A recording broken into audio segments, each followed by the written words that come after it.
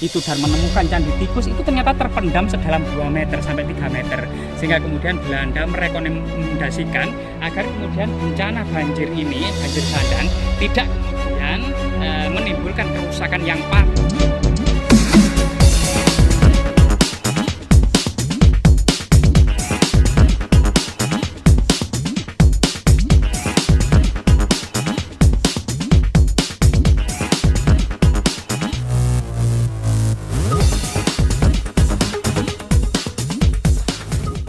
Ketika melakukan penggalian untuk perajin batu bata ini menemukan banyak sekali kemudian tembok batu bata kuno, struktur kuno yang diduga bagian dari istana peradaban kerajaan Majapahit di masa lalu.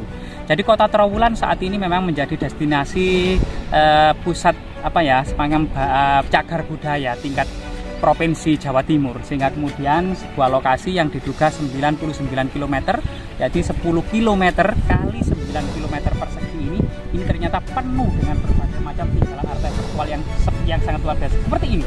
Jadi ini ada fragmen batu bata kuno era kerajaan Majapahit menumpuk menggunung, bercampur kerikil, pasir, dan boulder-boulder sungai. Jadi menyiratkan sebuah bencana seperti apa di masa lalu. Namun memang kita jangan bersedih dan menangis, tapi kita melakukan eksplorasi secara perlahan-lahan. Jadi kita turun dulu ya teman-teman.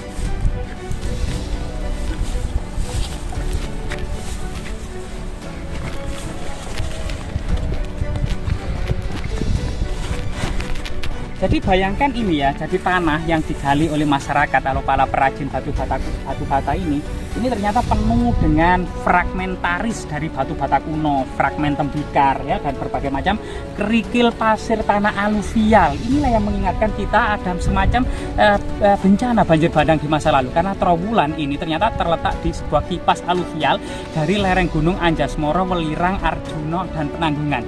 Artinya jika kita berada di Trowulan, kita menghadap ke selatan, maka akan kita melihat sebuah gunungan, gugusan pegunungan yang abadi hijau biru selamanya. Artinya warna gunung ini sejak zaman Majapahit hingga saat ini tidak pernah berbeda, tetap hijau biru abadi. Bongkahan batu bata di sini yang dikumpulkan oleh warga berderet-deret ya. Kemungkinan ini ada yang meliuk-liuk seperti ini. Kemungkinan ini karena pembakarannya ya, sehingga terlalu pembakarannya terlalu panas sehingga terlalu kemudian meleok. Ada beberapa batu bata yang lebih tipis, misalnya seperti ini lebih kecil ya. Nah ini lebih kecil, namun ini juga batu bata kuno. Ada juga yang sangat besar sekali lah seperti ini dikumpulkan warga ya, sebagai wujud kemudian kecintaan akan peninggalan leluhur kerajaan Majapahit. Jadi kerajaan Majapahit tidak hanya nostalgia di masa lalu, tidak hanya legenda atau kemudian cerita-cerita yang berhubungan dengan pertikaian internal yang berlarut-larut, melainkan ada banyak sekali tingkat arsitektur, tingkat keindahan, perdagangan, ekonomi ya, dan berbagai macam simbol-simbol kejayaan termasuk motivasi, inspirasi, dan berbagai macam falsafah. Bhinneka Tunggal Ika diduga kemudian ditulis pada tahun 1370 dalam kitab Sutasoma oleh Empu Tantular pada masa kejayaannya, pada masa Raja Hayam Wuruk ya. Slogan dan Bhinneka Tunggal Ika saat ini benar-benar mendahului ketika Eropa dirundung perang saudara, perang agama, perang antar suku. Ternyata Nusantara berhasil dipayungi dengan slogan Bhinneka Tunggal Ika, berbeda-beda tetapi tetap satu juga. Nah ini luar biasa sekali, dan banyak sekali kemudian selain kemudian yang dikumpulkan masyarakat di dalam bongkahan-bongkahan ini ada struktur. Nah, struktur. Nah ini bongkahan-bongkahan, ini ada semacam struktur ya. Tembok, nah ini. Nah jadi ini di kedalaman tanah ini ada semacam struktur ya, kemungkinan memang bagian dari istana kerajaan Majapahit di masa lalu. Dan ini coba kita lihat di atas struktur bagian struktur kuno ini ternyata adalah tanah aluvial seperti campuran pasir, sungai bersama fragmen fragmentaris dari batu bata kuno, termasuk kerikil-kerikil, pasir dan lain sebagainya gitu ya. Nah ini sesuatu yang sangat luar biasa sekali, membutuhkan kajian terutama dari para ahli. Sebenarnya sebuah banjir bandang ini memang pernah dikaji oleh Bupati pertama Mojokerto ya, Bupati Mojokerto Raden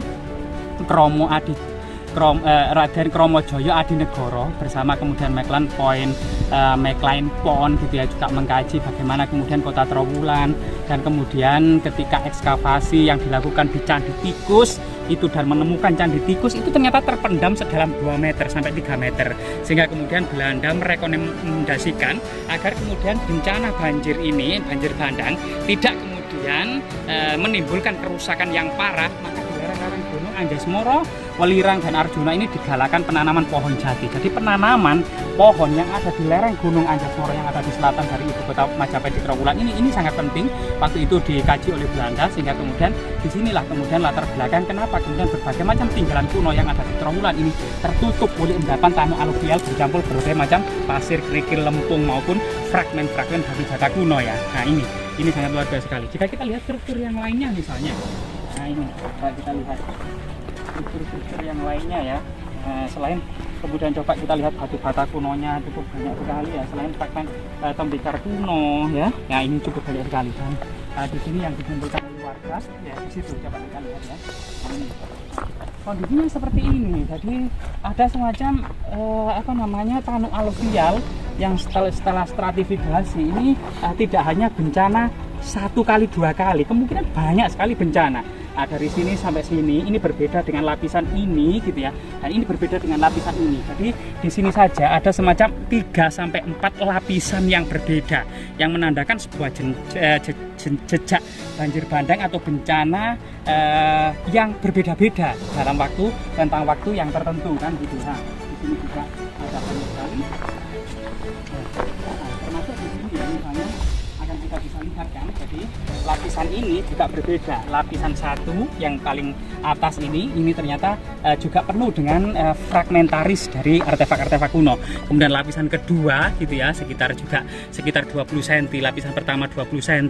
Kemudian di sini ada semacam batu bata, ada struktur ya. Kemudian di sini ada juga lapisan sekitar 30 cm yang berbeda dengan lapisan. Nah, ini palingan lapisan bawah tanah lempung ya. Kemungkinan lapisan peradaban itu sekitar 2 meter ya, 2 meter lapisan peradaban yang penuh dengan artefak-artefak atau jejak-jejak peristiwa bencana di masa lalu.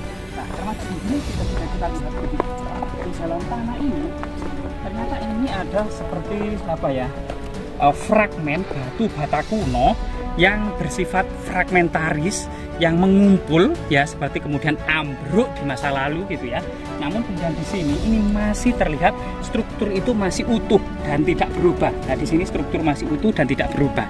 Nah, ini sesuatu yang luar biasa sekali. Jadi ini temuan terbaru ya, data terbaru, informasi terbaru gitu ya. Dan tentunya ini tetap membutuhkan kajian dari para ahli. Jadi di sini kita bukan para ahlinya, hanya memberikan wacana saja bagaimana kemudian tembok istana kebesaran kerajaan Majapahit di masa lalu dan bagaimana kemudian fakta dan realita yang ada di tengah-tengah kita ini dihubungkan dengan sumber-sumber historis.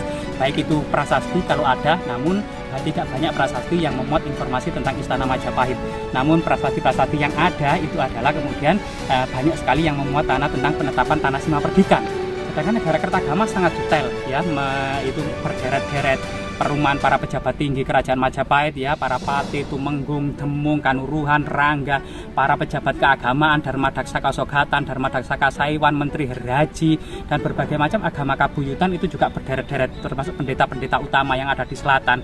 Kemudian kejaksaan ya, perumahan para mantri, para arya, termasuk kemudian bagaimana kemudian lapangan-lapangan, alun-alun ya, kanal-kanal dan saluran-saluran, termasuk kemudian semacam kolam segaran. Ini merupakan sebuah teknologi tata kota untuk menghindari banjir yang ada di kota Majapahit. Sebuah resapan yang luas sekitar 200 kali 300 meter atau 6 hektar ya. Jadi kolam segaran saja 6 hektar. Kemudian istana-istana bangunannya itu diperkirakan juga 200 kali 300 meter, yaitu 3 hektar. 3 hektar satu bangunan istana. Jadi ini luar biasa sekali. Nah, jadi ini banyak sekali material-material yang dikumpulkan di luar ya. Nah, baik itu kemudian dan ini coba kemudian di dalam ternyata ini sudah lapisannya tidak ada peradaban. Kemungkinan ini lapisan asli gitu ya, lapisan tanah asli. Ada juga lapisan pasir, kemudian lapisan lempung. Nah, ini kemudian sehingga lapisan yang mengandung peradaban itu yang penuh dengan fragmentaris batu bata kuno, kerikil itu sekitar 2-3 meter dari permukaan tanah. Penuh dengan balok-balok candi, fragmen-fragmen tembikar gitu ya. Jadi batu bata kunonya itu sangat tebal sekali yang dikumpulkan oleh warga, para perajin batu bata ini ya.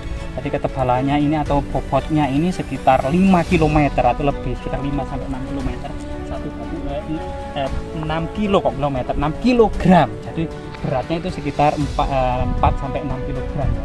Ada berbagai macam ukuran juga ternyata batu bata era kerajaan Majapahit ini. Fragmentarisnya banyak sekali dan melimpah gitu ya, melimpah rumah fragmentaris termasuk ya.